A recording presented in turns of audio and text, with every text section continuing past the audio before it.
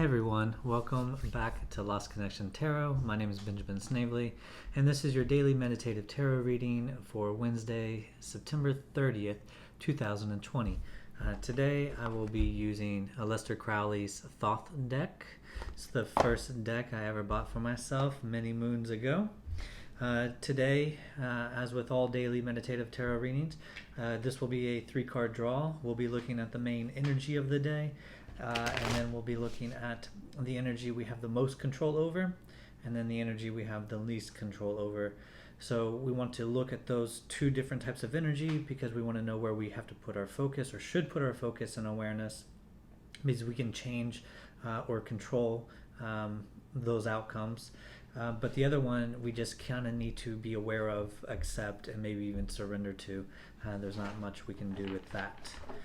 So let me go ahead and give the cards a good old shuffle and ask them, for anybody listening to this reading, what is the overall energy of the day for Wednesday, September 30th, 2020? What is the energy that we would have the most control over, and what is the energy that we would have the least control over? One more for good measure. Okay, cut, and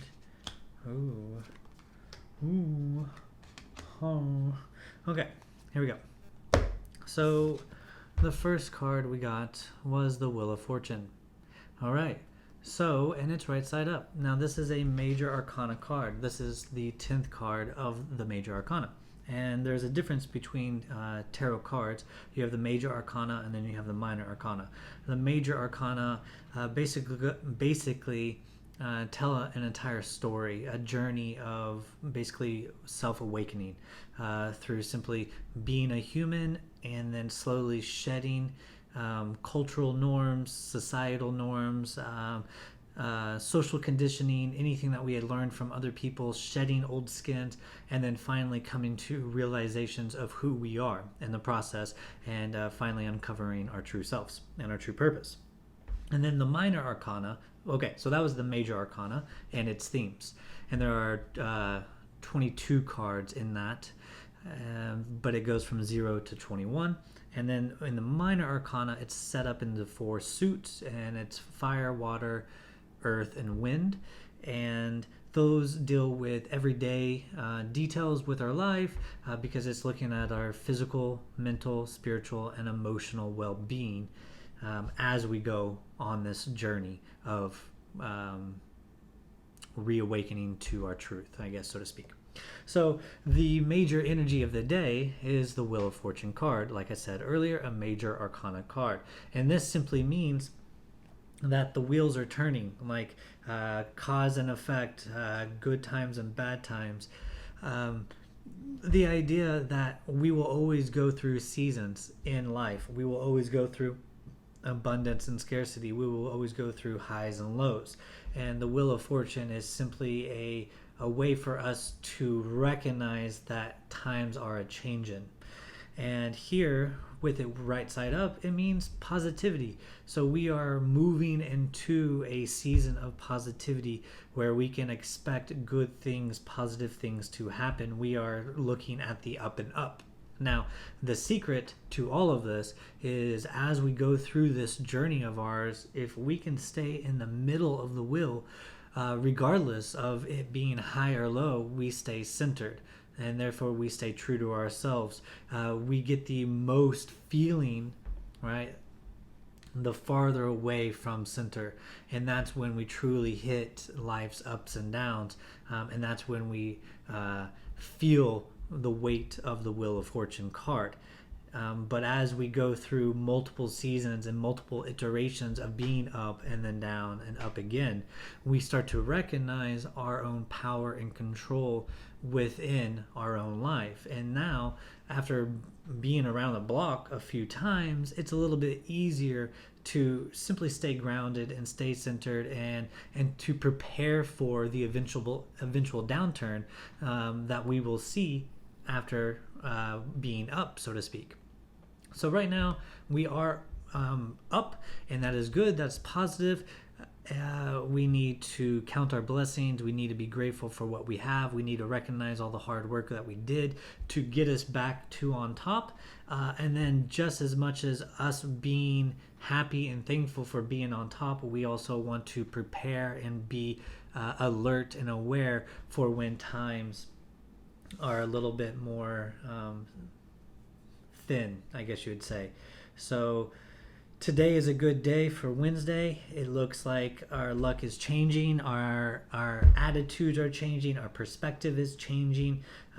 We are going into the new season with hope, positivity, and just willing to take life by its horns, so to speak. All right, so that is the major overall theme of the day. The theme or the energy that we have the most control over, and that is the Eight of Pentacles. Here you see 8 perfectly unison pentacles, so to speak. You see a flowering tree and its bounty, and the 8 simply represents doing something in infinity, right? Over and over and over, basically perfecting this job. So think of a lawyer or a teacher or an artist that has 30, 50 years of work under their belt. Now everything is like clockwork. They know which cases to take, thinking of the lawyers, how to win those cases, how to prepare for those cases, and they usually will get the same results because that's they've found a system that is efficient and that works for them. Same with the teacher. Year in, year out, new kids come in, old kids leave. Instruction, we're going to do this thing, and this is what's effective, and this is how we're going to teach, and then we're going to do hands-on learning, and then we're going to do short table-side discussions, and then we're going to do group projects, and then we're going to come back together, and we're going to have a teacher-led discussion to make sure everybody is on the same page, and then we're going to take a quiz, and then we're going to do a project to show our understanding. Right? They have come up with a system that works for them. And that is what we are in control of today. So what system are you putting in place to receive the results that you are wanting or expecting? Anybody that is successful, anybody that has something to show for, is because they have their own system in place. They are organized, and they can tell you, what's coming into the business and what's coming out of the business. Nothing is left unturned, nothing is hidden, everything is transparent and open, and that just leads to the machine running well oiled, right? To make sure that there are no breaks in the chain of command. And so the thing that we have the most control over is putting this system in place to make sure that we can be as successful as possible, and we can produce the results that we're looking for based on whatever we have put our effort and energy into. Like if this is how I want to produce pentacles, well, I need to make sure that everything is systematic, and that way I get the same pentacle over and over and over. And now, if I wanted to, I could double my efficiency by showing this to someone else, and now 2 people can work at the same time, at the same level and capacity, and now produce more. So it's simply what system works for you. That is what you have control over today.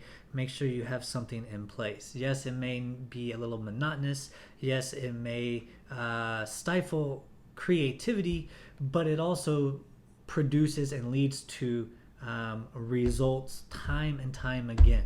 So you can put creativity into your regimen, but having a regimen is a focal point right now, and it's something that the universe is saying this is positive, and this is what you need to focus on right now, is getting into place your system.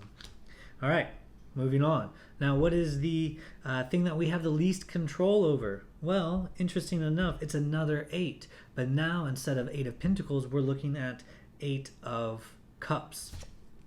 So here it says indolence, indolence. Eight of Cups represents someone who has a lot. They are emotionally fulfilled in many different aspects of their life. Many different things fill their cup emotionally, and or they put love and care and devotion into multiple projects, entities, or things. But at the 8, they come to this type of epiphany, this lightning striking them, and they're willing to basically throw all of this away to go chase those elusive 2 other cups that they know are out there, but they currently do not have with their current life, their current way of whatever it is emotionally fulfilling them.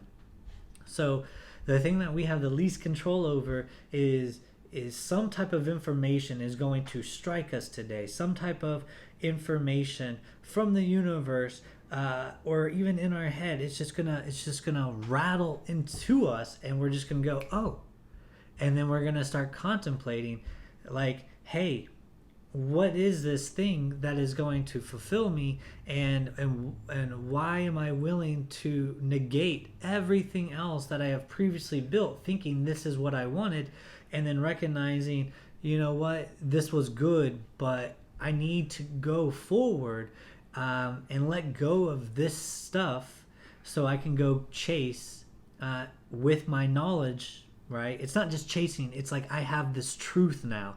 And because I have this truth, I can't sit here and just do what I've been doing, because I now know that it no longer fulfills me the way it once did, because this information is coming. I mean, it could be anything to, you know, a job that you care about. Like, I mean, you could have been a doctor for 15 years, and then let's say something happens between you and a patient, and you just come to this realization that you need to be somewhere else doing something else. And yes, you've built up your own practice, and yes, you care about your clients, you care about your customers, your family may they were comfortable with the life that you had built and provided for them, but now you have to go somewhere and with this knowledge and kind of just let this go, because it no longer serves you, and it's no longer going to emotionally fulfill you with this new information. Because if you go back to that job with this new information or whatever is going on, it's just going to sit at you and it's going to gnaw at you, and you're not going to be able to focus. You're not going to be able to put in the energy, the time, the love, the compassion that you once did, because this truth is eating at you, right? And we don't have any control over this.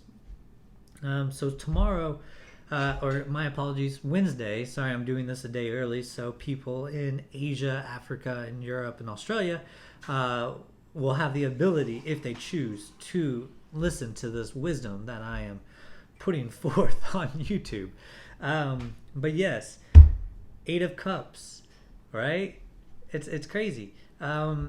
Who knows what's going to happen, but I'll tell you this: you're going to walk forth with passion, going in this new direction, and you're going to feel confident in what you are doing, simply because you have this truth that you cannot look away from. And because of that, it drives you in that direction, and you go forth boldly, regardless of what it is you are leaving behind that once fulfilled you. So that is the energy that you have the least control over. That is something that we need to be aware of, maybe surrender to. It could happen to us, or it could be us doing it. We just need to put our own thing in place. We need to put our own plan of action in place to produce the results that we want. Let's not focus on this. Let's just be aware of it. And when it happens, it happens, because regardless, if this happens to us or if it's happening because of us, we're moving in the right direction. Okay, we're moving forward in the right direction. We just simply need to put a system in place, a plan of action in place to produce the results that we're looking for. So looking at the numbers, we have 10, and then we have 8, and we have 8. So 10 and 8 and 8 is 16, so 10 and 16 is 26. 2 and 6 is 8, and 8 again is a solidified structure. It is that lightning path. It is moving forward with certainty and knowledge that what you are doing is good. What you are doing is right. What you are doing is going to bring you everything that you had dreamt for. Solidified structures that are going to be so strong that nothing can break them. All right. So today, very important day, Wednesday, September 30th, 2020. If you like what you heard, please hit subscribe, hit like, leave a comment below. My name is Benjamin Snavely, and this is your daily meditative tarot reading. Thank you for watching Lost Connection Tarot. I'll see you guys later. Bye.